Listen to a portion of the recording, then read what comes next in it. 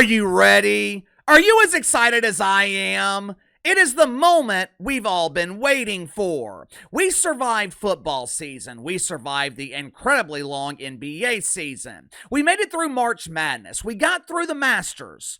Also, we could get to this point. It's the most wonderful time of the year. 6 o'clock tonight, the Dallas Wankers will be competing against the Las Vegas Anonymous Faces in a highly competitive game of pretend basketball. This exciting matchup represents the official start of the WNBA season. But KC, it's just a preseason game. It's meaningless. Preseason, regular season, postseason, it doesn't matter. Every game is meaningless in the WNBA dump.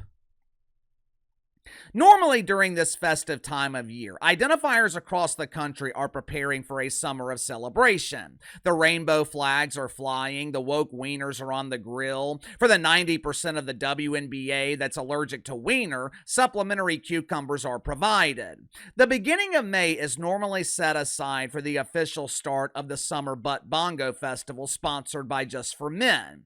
But this year, it feels different. This year, something seems to be off.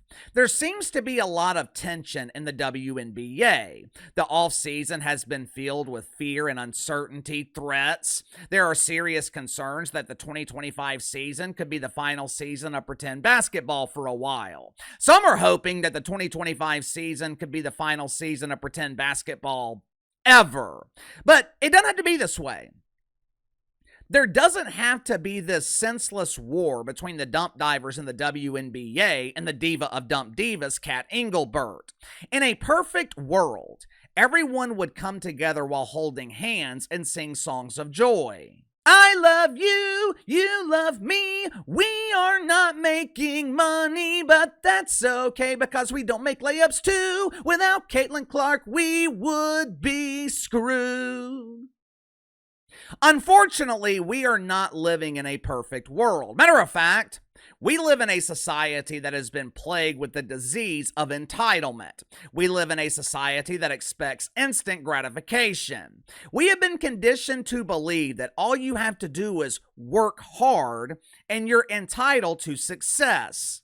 Gather round, kids. Professor Doofus is going to indoctrinate you with the myth that hard work pays off.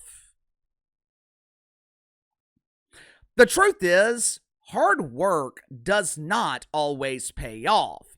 In the business of entertainment, hard work is only half the battle. In order for that hard work to pay off, you have to convince people to watch the end result of your hard work. And for everyone in the WNBA not named Caitlyn Clark, their hard work is meaningless because no one is paying to see the end result. Yet for some reason, WNBA players believe that they have the leverage to demand more money. WNBA players believe they are entitled to significant raises in their minimum wage. Problem is, WNBA doesn't have the money to pay their current minimum wage salaries, much less potential $1 million annual contracts. Make sure to like and subscribe. You can follow me on Twitter at KC_BTL84. Just a heads up. I'm probably going to take a little break this weekend. As you guys know, I was sick last weekend and most of the week this week. I am feeling better, but the pollen down here, it has made my allergies absolutely unbearable. My mind feels like it's in this constant fog, but mainly, I just think I need a little break. Haven't taken a break from YouTube since Christmas. There's been at least one video uploaded every day this year. So I'm going to try to take at least one day off this weekend. I just wanted to give you guys a heads up. Headline at the New York Post: WNBA Players Union doesn't rule out work stoppage.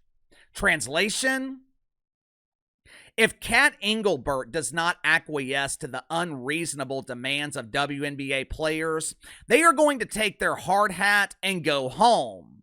Actually, I should say, if Adam Silver doesn't give in to these unreasonable demands and donate even more money to the unappreciative players in the dump, They're going to quit.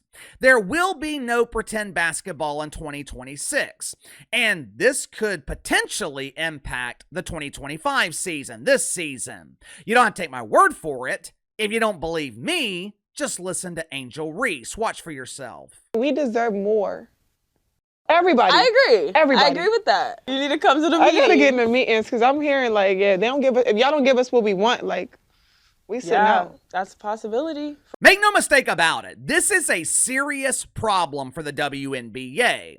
There are two key issues here. Number one, the WNBA doesn't have the money to give significant increases in the current minimum wage. You gotta remember, 60% of the league is owned by the NBA and private equity firms. At some point, they are going to expect a return on their investment. Last fall, NBA owners were applying pressure to Adam Silver because they have spent millions and millions of dollars trying to monetize this turd, and the WNBA has never generated a Colombian peso in profit. Problem number two, WNBA players don't have any leverage, but there is a subset to that problem, and the subset is the real problem. The real problem is WNBA players don't realize they don't have any leverage. The entitlement is so prevalent throughout this league. I should say the false sense of entitlement. NBA players are entitled, but NBA players, they have earned that entitlement. Guys like LeBron James, Steph Curry, they have been underpaid their entire career. When you compare their NBA salaries to their economic impact on their respective cities and the league itself, the superstars in the NBA, they are severely underpaid. It is the complete opposite in the WNBA dump. In the dump, everyone not named Caitlyn Clark is overpaid. Angel Reese makes around $80,000 a year, overpaid. AJ Wilson making $200,000 a year, severely overpaid. But AJ's the MVP of the league. She's the best player in the world. So? Most people aren't paying money to watch AJ play basketball. The average bowler in the PBA makes around $45,000 a year. Now, these are the best bowlers in the world, and they're making pennies. Why?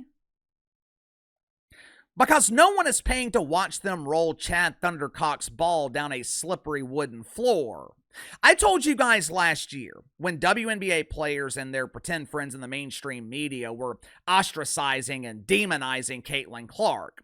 I told you guys they would use Caitlyn Clark as leverage to justify increases in their minimum wage. The executive director of the Players Union said recently, "There is no better time than right now for women's sports. We are seizing that opportunity." Translation, we need to take advantage of the drawing power of Caitlyn Clark while she still has it.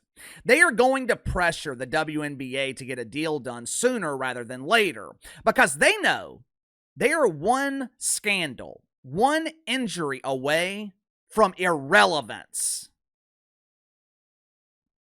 Let's just briefly go over what WNBA players have done to actually earn a raise.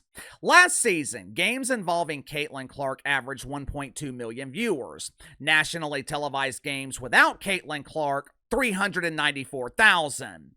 Christine Brennan, a veteran journalist from USA Today who has long been an advocate for women's basketball and the pretend basketball in the WNBA. Last summer, WNBA players demonized Christine Brennan and wanted her banned from covering the dump because she had the audacity to claim that Caitlyn Clark being left off the Olympic team stunted the global growth of women's basketball. Speaking of the Olympics, there were a lot of WNBA players who did not want Caitlyn Clark on the team. She's a rookie. She's not good enough. She's not one of the top 15 players in the league.